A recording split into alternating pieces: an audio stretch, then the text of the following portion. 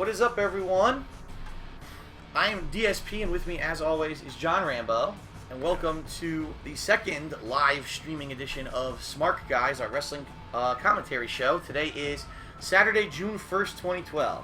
Wow. Can you believe it's June? What's going on, man? What the hell? I feel like the year just ended. It's Christmas. I opened my non-existent presents, and time goes very quick. We just survived the Mayan apocalypse, didn't we? Like, what the hell? Yes. Pretty crazy how time flies. Time Pretty flies, crazy. but some things don't change. We still got John Cena as the champion and dominating the show. And that is true. That is true. The more things change, the more they stay the same, I guess. All right, so this week we're going to be talking about Raw, SmackDown, all the lead in to Payback, which is in 2 weeks' time. We're also going to be talking Payback. a little bit about you like that name there? Payback. Sounds like a candy bar.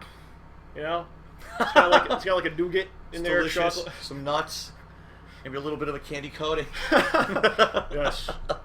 Yes. But yeah, the new WWE pay-per-view. And then we're going to be talking a little bit about TNA this week, which honestly was kind of a filler week, so there's not much to say, but we'll be talking all about... It's not supposed to be, though, because it's the pay-per-view's tomorrow. I know. It wasn't supposed to be a filler week. It's supposed to be like this is our go-home show for one of our 4 pay-per-views. Right. So, but we'll be talking about the card. I have the card. We'll talk about every match and what we think about that coming up with Slammiversary. Get your tomorrow. suicide costume ready?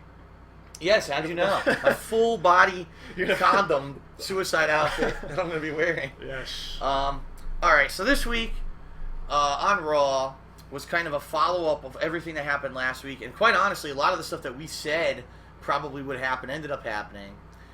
So the show opens up with John Cena responding to he's great. Ryback's challenge. He's so good. And it's weird because last week it was like a big thing that Ryback announced it's going to be an ambulance match. And then on Friday on SmackDown, again, he came out and he was like, oh, it's an ambulance match. He came out with the ambulance again.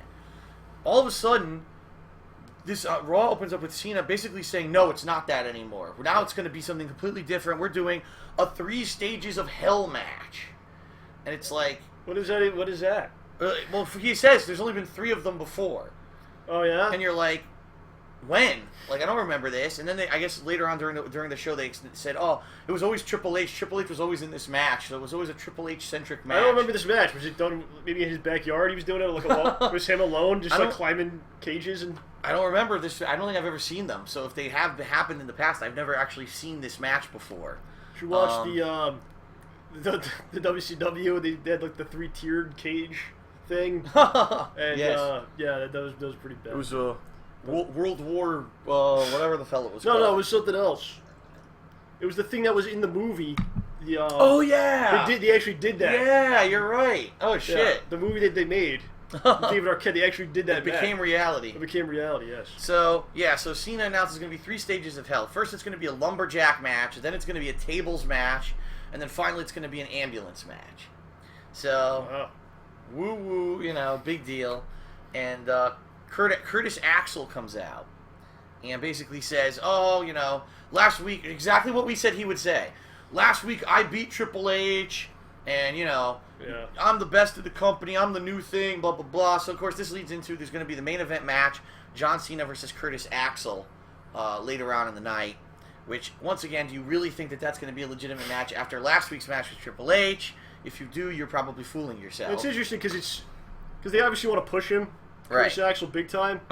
So they have these meetings, probably where they talk about what should we do. And perhaps someone said we should have him, have matches where he beats people and looks impressive in the match.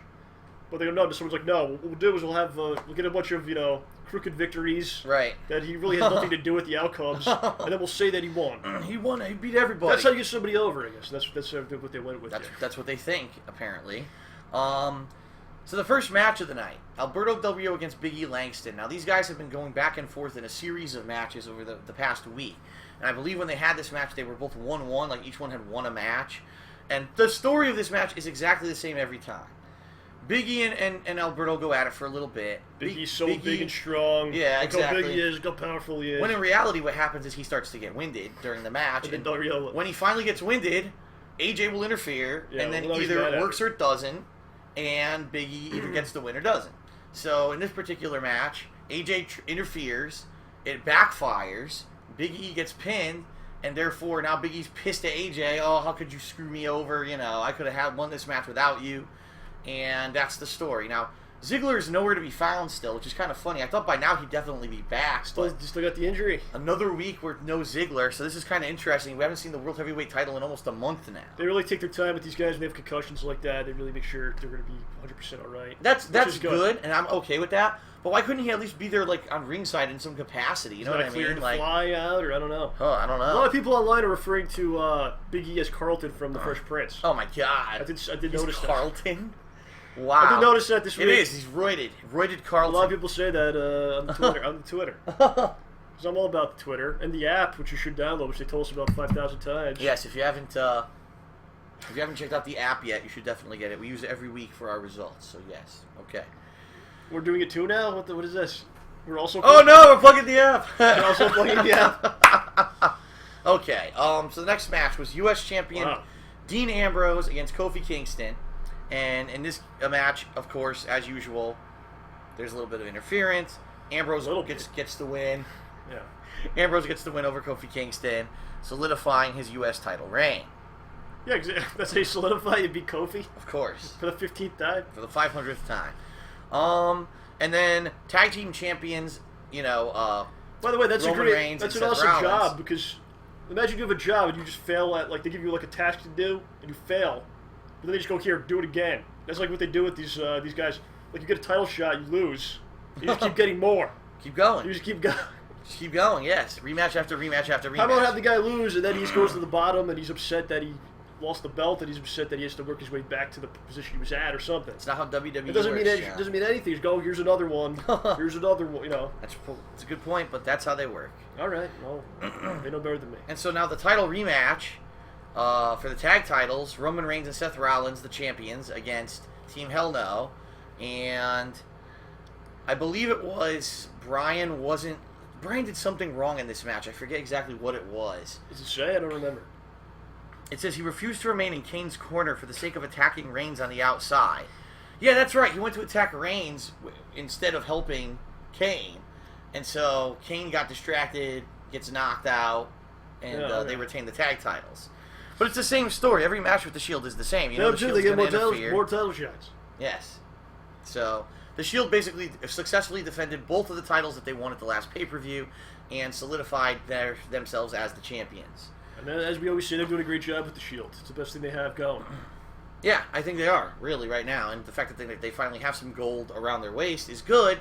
Of course, these are the paper championships, but they can elevate the belts along with the Shield. Right.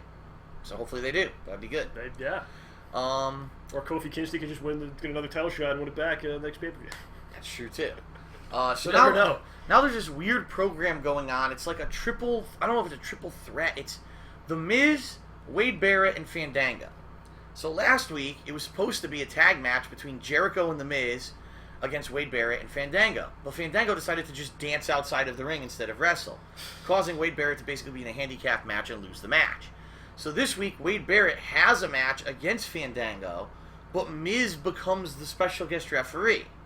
And then Wade Barrett started looking for Bo Dallas underneath the ring. He disappeared. Yeah, what happened to Bo Dallas went back to obscurity. Yeah. And I don't know if we're ever going to see him again on TV. He probably will, but it's kind of weird. I don't know. So they're having this match, and The Miz basically does a fast count, so Fandango wins the match. But then The Miz does his finishing move on Fandango, too. So what is going on with this whole, like, Wade Barrett's the Intercontinental Champion. Who's the number one contender? Who's who in this situation? I don't know. Is he still a heel or what? It's very confusing. It's a very confusing situation. I don't think even WWE knows where they're going. Well, I think they do. I think they're just stretching it out so they can keep it going for the next 3 months into SummerSlam. Right. So they're like, we don't know what to do with this right now, so just go out there and have some fun, guys. They try to stretch it out. So we'll see what happens with that in the next few weeks, I guess. I'm sure that's going to lead into Payback somehow. Forever, yeah. Probably a triple threat match or something for the Intercontinental title. It's going on forever. The Great Khali and Tons of Funk defeat three-man band in probably one of the most worthless matches on Raw in quite a while. That's saying a lot. Really. It's all filler, really. It's like such a worthless match just to fill time for a 3-hour Raw. Okay. So Chris Jericho has his highlight reel show. Yeah. And his guest is Paul Heyman. So now this is a big buzz amongst the wrestling community this week because CM Punk has been off TV for a month. From all reports, he's resting up, he's enjoying himself, rather than being worried about, I gotta be on the road and do all these shows. For the first time in like 2 years, he's finally taking time off to relax. And so, no one's talked about CM Punk literally on TV for a month. And all of a sudden, Jericho calls out Paul Heyman on his highlight reel, and he says he wants to know, where is Punk? What's he doing? Where is he? I don't know why he did this. Like, what is his interest? I don't understand. Because he's done with this Fandango thing, and now he's doing this. He goes to the next filler story arc for Chris Jericho. Yeah. So, basically, Heyman says, don't worry about him. You don't need to talk about him. And then Jericho says, oh, well, I'm the best in the world at what I do. And then Heyman takes offense. No, you can't say that. Well, he said that Punk is personal offense. He said Punk is gone, so now I'm the best. If you can't see he's the best in the world, I'm the best. But it's kind of like Bertrand, the guy that just lost to Fandango a bunch of times and had trouble with Fandango. Right. But whatever, it's Chris Jericho, fine. It's all well and good. You just nod and say, and then I guess Jericho's on TV, thank God, let's just keep going with it. And then basically Heyman agreed to Punk having a match with Jericho. Right. So, there's a couple different things to think about. If that's actually what they're going to do, it's a terrible way to bring him back. Right, he just comes back for just because he said it's the set. Right. And I'm sure the match will be good, but the match doesn't really have any meaning, like we just said. Especially since they already did the match. Right, I was just going to say, it's odd because, number one, this was the WrestleMania, one of the headlining matches just last year. Number two, it's weird because it almost seems like they're not going to do it. It almost seems like it's a that's the other. switch. That's what I was going to say. Is it going to be that he actually doesn't show up and Heyman's just saying this, but he doesn't really know what's going on with Punk? Maybe Curtis Axel takes his place. That's what I'm thinking, and then Punk is upset later on. And here's the thing. That would work in any other city except Chicago. The problem is the next pay-per-view is in Chicago. So you're going to give the hometown crowd the hopes that their hero's going to be coming out and then he's not going to be there.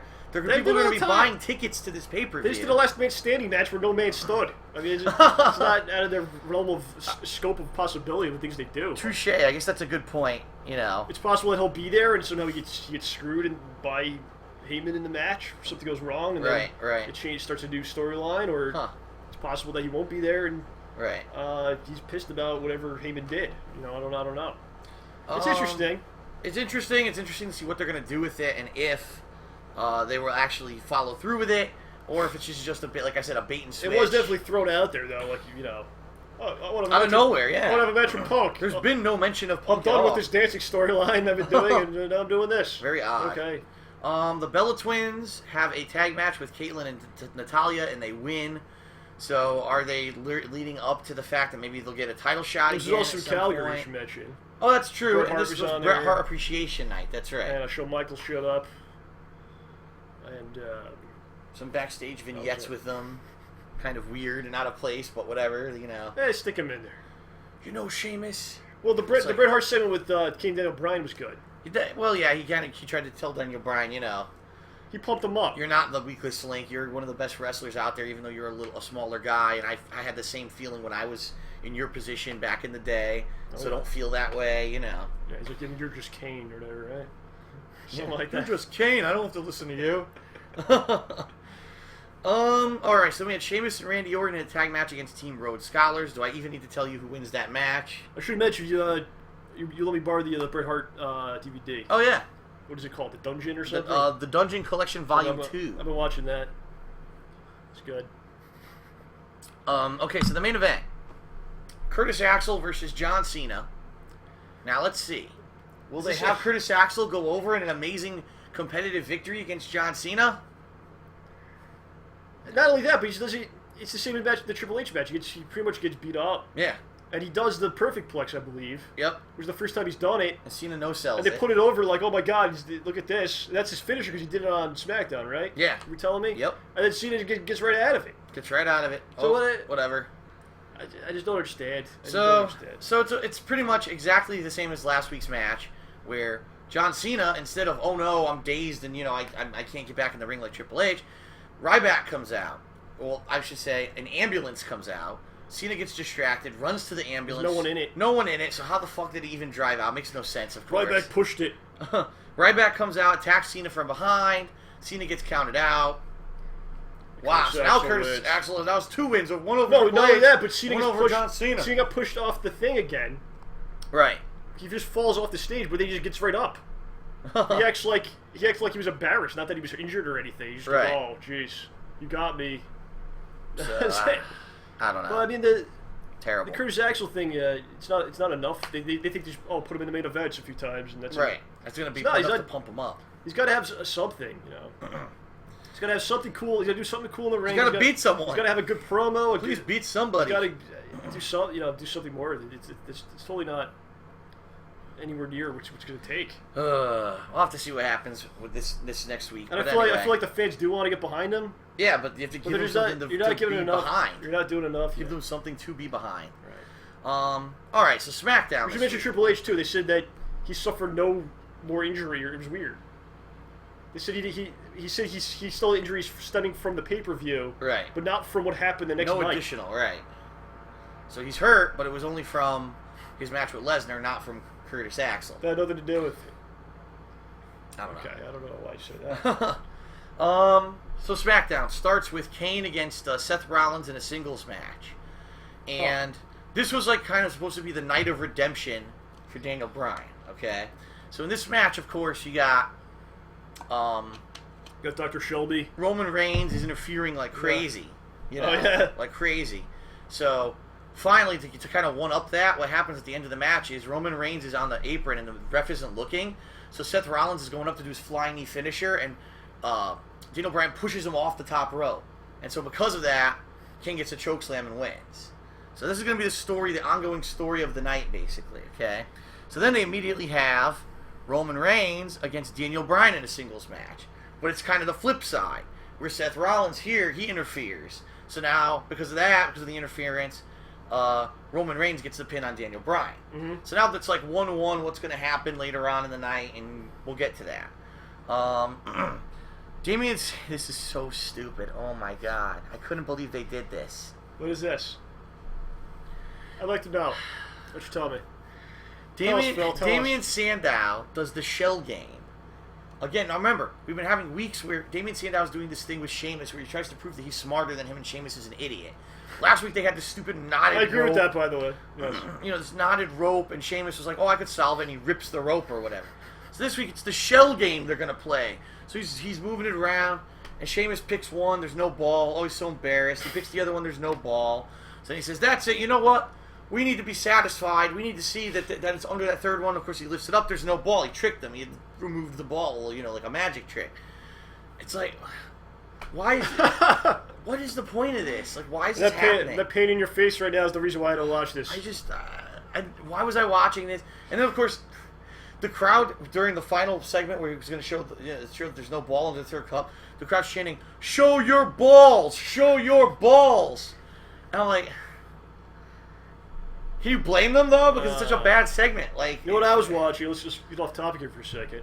I was watching the Botchamania. Oh, yeah? And the dude, I don't know when he did this. It might have been a long time ago. I just found out. But he did all the WrestleManias. Okay. And they broke it into like 4 parts. But he goes through every WrestleMania. And it's pretty amazing. Right. And the earlier ones were definitely like marred by like just technical issues. Yeah. You know, like people talking over nothing and you know, people standing there. And it's pretty funny stuff. Botchamania is a good series. I used to watch it all the time. I haven't watched it in a while, though. Okay, so Curtis Axel has a singles match that's not a fucking joke, finally. Yeah. This week he's not going against, you know, one of the gods.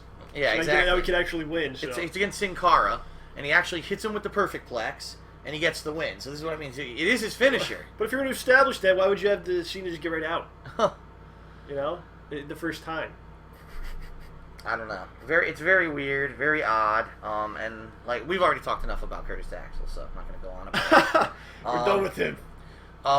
Big E Langston now has yet another match with Alberto Del Rio. This is the 4th match in 2 weeks. Okay, in this match, it's kind of the flip side of what happened on Raw. This time, AJ interferes and it works, and Big E gets the pin on this. So now he's happy. So now he's happy. Oh, they're all better. He does the Carlton dance. Oh my god. No, he doesn't do the Carlton dance. He should do that. It's part of his gimmick. But so now it's 2-2. So of course that means next week they're gonna have another match. Duh. We have 100 matches. Ridiculous. Ryback has a singles match with Kofi Kingston. Of course he no-sells a lot of what Kofi does. and beats him with the Shell Shock. No surprise.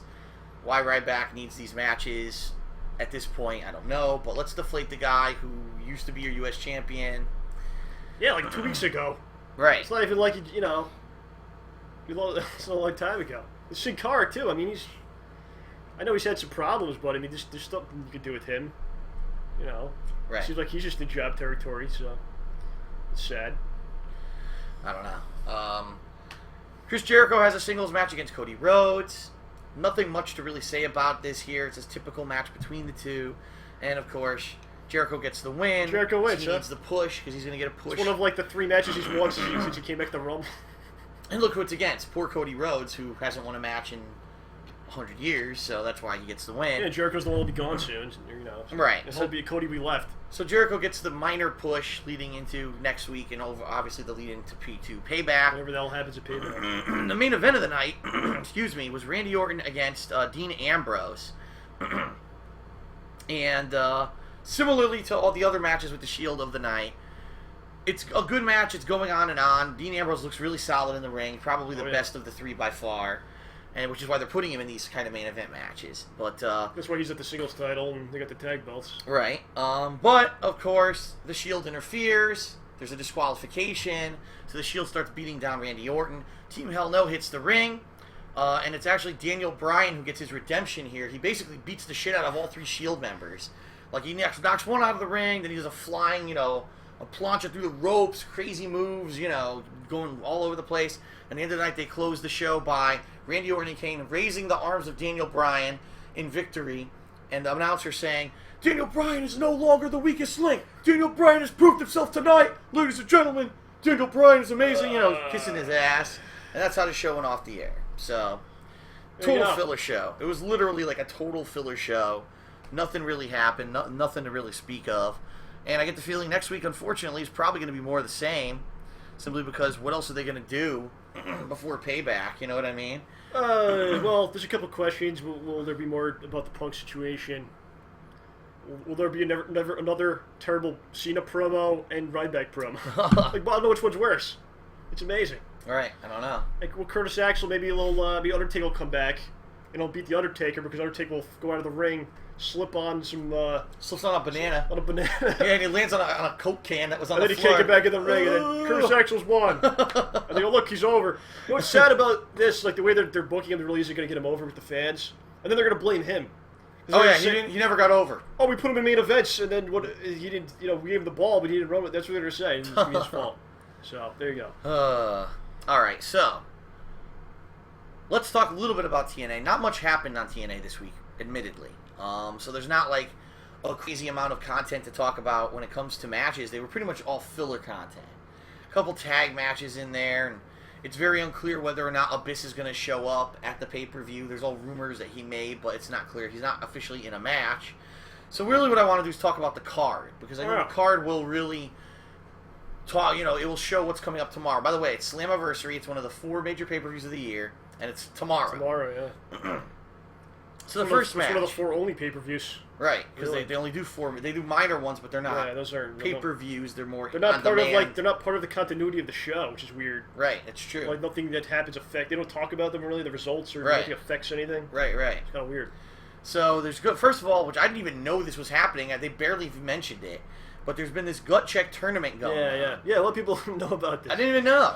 So Jay Bradley against Sam Shaw they're gonna have this gut check finals match. I don't even know if it means anything. No, the winner gets in the Bound for Glory series. Oh, that's right. You're right. We're gonna start getting, we're gonna start getting into that, I guess, over the next couple weeks. Right. Which is always good, really. It's a good thing. We'll see if what happens with this match. We'll see how it gives the shows like a lot more meaning. All the impacts, because then you have the points. Every match means something, right? Rather than just be throwaway matches. I like it a lot. What I'm curious though to see is with this guy whoever wins this match. Are they actually going to give him a chance, or is he just going to get fucking squashed right away? Probably. Jay Bradley's really good. I think he's going to win. He will not win the Bound for Glory series. What a surprise! Yeah. No way. All right, so there's also going to be a last knockout standing match: Gail Kim versus Taryn Terrell. Oh yeah. Which is kind of interesting. A Divas match that's a last knockout standing match. Now, keep in mind, this is not for a title or anything. It doesn't have the title on the show. No. And it was weird because on Impact they addressed that. Like Mickie James came out, and then Velvet Sky came out, and they kind of were like, she congratulated her. She's like, why and she's like, well, I want my rematch. She's like, well, I'd love to have it, but Brooke Hogan said we can't have the match at the pay-per-view because there's already a Divas match or a Knockouts match. And I was like, what? Like, you can only have one per pay-per-view, or if you do, like, it doesn't make sense. It was very odd the way that the whole angle is being pushed. So who's this, Gail and Taryn Terrell, huh? Gail and Taryn Terrell are going to have Gail's good a match. We'll see. I don't know what's going to happen. Last knockout standing. Like, what are they going to do? It'll be better than any Divas match. Are they going to take sledgehammers and start hitting each other? It'll be better than any Divas match that WWE's had in like 6 chair months. shots? I'd like to see a chair shot. They might do it. It probably won't be very good, but it'll be better than any match they had over there in like 5 years. So. That's true. All right, so then there's going to be a 6-man tag match. They say it's the Aces and Eights, but who it really is what's his name? Briscoe. Garrett, and Anderson. Yeah. Against Magnus, Samoa Joe, and out of nowhere, this was announced yesterday. Jeff Hardy, or not yesterday, a couple days ago, Thursday. Jeff Hardy. And I'm like, now Jeff Hardy hasn't even been on the show, and you're gonna put him on the pay-per-view. And I'm wondering now, is that a bait and switch? Will he really be there, or is that some kind of a? And if that's the case, why wasn't he on the show? You know he's on vacation. He's on one of those breaks. Weird, very odd. He's back now. So he's back for this match, even though he hasn't been on TV at all. There's going to be the Ultimate X Division Championship Triple Threat match. Suicide versus Chris Sabin versus Kenny King. So that'll be interesting. The Ultimate X match is always an interesting match. Yeah, it'll be fun. And these guys are all, pretty good at what they do. They do pretty interesting spots. It's interesting to see what they come up with. Who do you think is going to win that? I'm interested. What do you think? Do you think King will retain? Do you think Sabin? They're going to put it on him. Sabin's got to get it eventually. I don't know if this is the day though. I want to stretch it out. This is why it should be 1-on-1, because then if you have that Kenny King Sabin thing, there's a lot more drama to that. Right. Suicide, why is he even? He's just there. He just showed up out of nowhere, won a match, now he's in it. It's like, I think maybe Kenny King will hold on to it, and then maybe the next time Sabin gets it. That's what I think. We'll see. Okay. Now this match puzzles me. Like, honestly, I'm very confused. Television Championship match. Joseph Park versus Devon. Where did this come from? Well, seriously, like, first of all, the Television Championship, but it hasn't been like really mentioned in so long. Yeah. So now we're gonna have a title match against Joseph Park, who, like, it doesn't make any sense. When did he earn this shot? He just gets, because he collects the Hogan. Hogan decides who gets the shots, and he asked him for it, and there you go. I'm so confused. Keith Fab and all that. I'm so confused right now. I like why this is happening. Chances are, of course, there's probably something including Abyss. I'm thinking maybe he'll turn into Abyss during the match. I don't know. Like, something's gonna. Well, that's happen, the deal with Joseph Park. Is it going to be that him and Abyss are two different guys, or is it going to be that he's Abyss all along, and he turns into Abyss? Right. And he doesn't. Maybe he doesn't know his second personality. He doesn't really know it. And it's funny because during the tag match that they had on Impact this week, Park was wrestling, and then all of a sudden Abyss's theme starts playing. Yeah. And everyone turns to their ramp, like, "Oh my God, Abyss!" And then Park rolls. I think it was Devon 1, 2, 3. And you're like, "Oh my God, Joseph Park got the win on Devon." It's like, yeah, but they played Abyss's theme. It was like so odd. No one knew what was going on. So I think you're right. I think there's going to be some angle where he is Abyss and they admit it, but maybe not. I don't know. It could be that there's two different characters played by the same guy. And he just shows up when he's not there. It's so weird. Or it could be that they're the same guy. We don't know. It's so weird. I don't know what they're going to do with that.